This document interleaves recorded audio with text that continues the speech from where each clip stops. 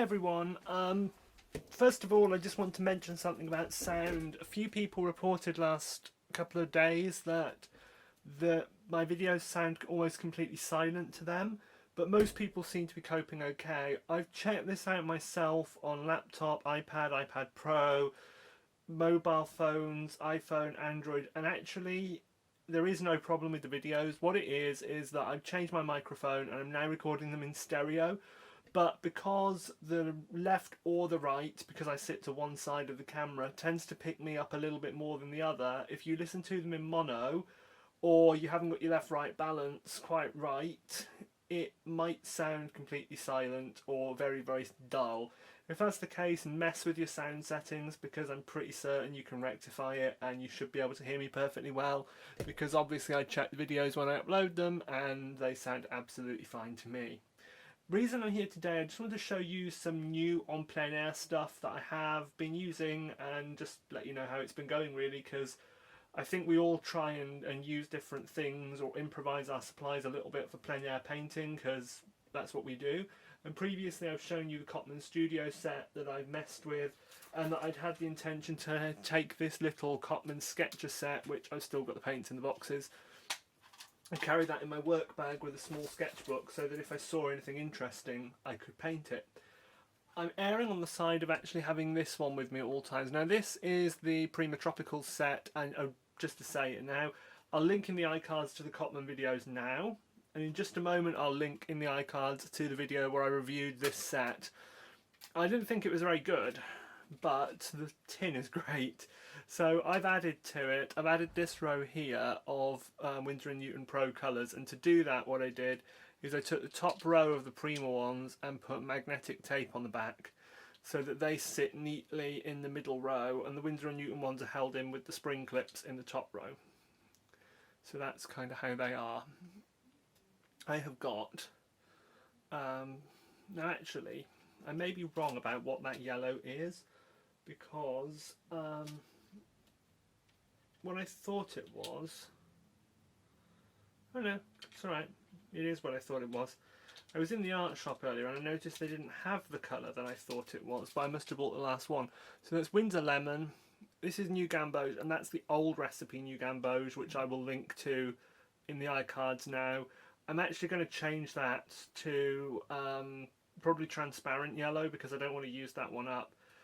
French Ultramarine, which is this really heavily utilised one already, Ultramarine Purple, Ultramarine Violet I think it's called, Venetian Red here, and then I've got Raw Sienna and Burnt Sienna there, and I did a little swatch card of, so these two rows are the Prima colours, and then I've got my Winsor Lemon Old Recipe New Gamboge, because you can see it was very yellow in those days. It's very brown these days, which is why I like the old recipe. French Ultramarine, Ultramarine Violet, Venetian Red, which is wonderfully opaque, Raw Sienna and Burnt Sienna. And then around the edge I did various neutrals, just for fun really. So I tried it from the Prima set. I mixed different colour combinations, which gave me these different greys, which I thought were interesting. I really like this one that used 18 and 22, so that is the green and that pinky rose gives that slightly warm grey, which is really nice. Jane's Grey, for comparison, Jane's Grey is the nickname for French Ultramarine and Burnt Sienna, given to it by Jane Blundell, who's a wonderful Australian watercolourist and art teacher, and that's just the kind of nickname she gives it because she pre-mixes it and gives it to her students pre-made, and I kind of like the name, so I've kind of been using it as well. Ultramarine Violet mixed with Winsor Lemon does give quite a nice, almost it reminds me of oats or wheat or something like that. It's this kind of or like porridge oats, kind of almost granular, yellowish brown neutral, which I like. So that's my little card, and I intend to cut that out and replace the existing one with that top piece there. So I've had that one out, and I've been using that on plein air. The only difficulty I've had with it is yesterday it was really windy and this kept blowing over. So I need to overcome that, and I think the easy way to overcome that is going to be quite simply to take, now this is not an example because this is a really rubbish magnet, but if I just stick a heavy magnet on the base of that, it will adhere with its magneticness and then stay on there, and the weight of it will keep it open. So I think I'll just keep a small magnet in my bag that I can put on it, and that will keep it open with weight. Sorry, that was magnetic tape.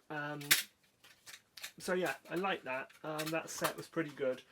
And what I've been carrying with me for both that set and otherwise is this rather grubby now microfiber cleaning cloth. You can buy these really cheaply all over the world. They are polyester and polyamide. They're made in China. They're really cheap.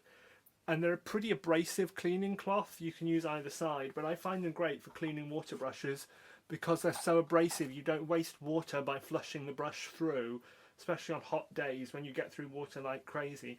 And you can clean your palette and everything, and I think they're really good. They're worth having when you're working on plein air. I've also been using this box. Now this is a box that I reviewed, and the iCards will show it in a second. It came from Flying Tiger Copenhagen, and it had half pans of really shit paint in it. And I've replaced them with a slightly different set of paints, and I used tube colours to fill this up. So my warm yellow is transparent yellow, my cool yellow is lemon yellow deep, my warm red is Pyrrole Red Deep, aka Windsor Red Deep. My cold red is Permanent Rose, aka Quinacridone Rose. My warm blue is French Ultramarine. My cool blue, Thalocyanine Blue Green Shade, aka Windsor Blue Green Shade.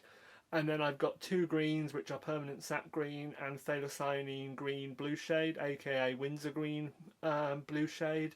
And then four earths, which are Yellow Ochre, Light Red, Burnt Sienna and Naples Yellow, because I thought it'd be interesting to have a set with a good range of earths in it, as I'm painting by the sea and so on. And my main impetus for using these reds and yellows was that I don't use the Pyrrole or the transparent yellow enough, and I kind of wanted to move away from cadmiums just because of their opacity makes them kind of limited. So I wanted to have some transparent non-granulating colours in here. And I did toy with swapping the French Ultramarine with Phthalo Blue Red Shade. So I had another, or Indanthrone Blue, so I had another transparent, but I haven't done that because I love French Ultramarine so much. I've kept it in. But I think I may, if I do another set, I may do one with Indanthrone Blue so that I've got a transparent warm blue instead, just so that that's what I've got. I did some painting today and yesterday with the water brush. I literally only used this water brush, which I think is the fine one from the Pentel Aquash series. Focusing on brushes is so difficult. They're so thin, but I love it. It works really well. I had no problems with that, and that's how I clean it on the abrasive surface there. I got through very little water, and I just did a few little sketches, and I'll show you some of them. They really are sketches, so don't sort of go, oh god, they look like a child did them, because that's kind of the point. I just quickly draw things. So this is the island that's outside my apartment. I went right down and I sat on the rocks. This rock is not accurate because this rock is actually not freestanding in the water. It was like where my feet were. It was the edge of a larger rock where I was sitting, but I made it freestanding just to put something in the foreground. The sea is French Ultramarine and Ultramarine Violet and a neutral mixed in. And then I kind of went wrong here. This area here with the yellow building should be an island standing proud, and these should be in the background. But once they dried, the very carefully mixed greens that were, you know, the one at the back was like a muted green and this was a bright green. They actually ended up drying very similar, so it doesn't really work. But it was just to give an impression. It was something I could work on later and build a better sketch of. And I tried to do like the opposite side of the area. This was done with the Prima colours, and I was really disappointed because they don't blend into each other when you do wet on wet. These field boundaries that should just blur and give just the hint of a field boundary really didn't work. And this boat doesn't really exist. I just put it there so that there was something there. And even though I painted these totally separately, actually if you were to look at the bay that I was painting, it would panoramically look exactly like that. So it was quite nice, and I like the reflection here. I was quite pleased with that. So they were just sketches really, as I don't have many of that area. This was the rock that I was sitting on. It had all sorts of really cool colours and a yellow lichen on it and a green plant growing on it, and I just thought it'd be pretty cool to try painting the rock. And these pale pink patches here and here are real. They are part of it. I think they're rhyolite, which is a volcanic mineral found in the area.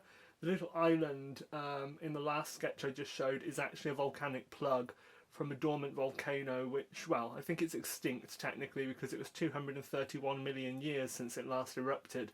But it means we have a lot of volcanic rock, which has got these reds and these pinks. And the pinks were done with a neutral grey and then wet on wet, adding just a hint of pyrrole red. And then I did the same here with Venetian red to give the darker colours. And I actually stopped prematurely here because I was just getting bored, really. To be really honest, I was getting bored. And I'd done several paintings and I wanted to go home yesterday. So that was just a sketch to show what the rocks look like. And I tried, as always, I tried to do another one. That was spontaneous. I tried to do a planned one today and it came out really badly. But I think because it was on 2 levels, this was like the higher level and the lower level, but I think I can get something out of that later. It was just really to help me understand how many colours are in those rocks so that when I paint with them, I can make them into something. So that was a really short video of just some little en plein air things I've been doing, I suppose, and just some tips about what kinds of paint I use en plein air in case anyone wants to try out the same methodologies. I should state that kit did actually have empty, once the paint, I could remove the paint from the half pans that were in it, and I could have put those empty half pans back in the box and put the paint into those to allow me to change them over, but I wanted to keep the half pans to make a set inside like a little box or something so that I could have another little set, kind of like the Altoid tin sets that a lot of people in the USA tend to make. I kind of wanted to do the same thing, so I've kept them in case I can find a use for them at a later date. So that was my en plein air stuff done, bank holiday weekend, end of August 2016.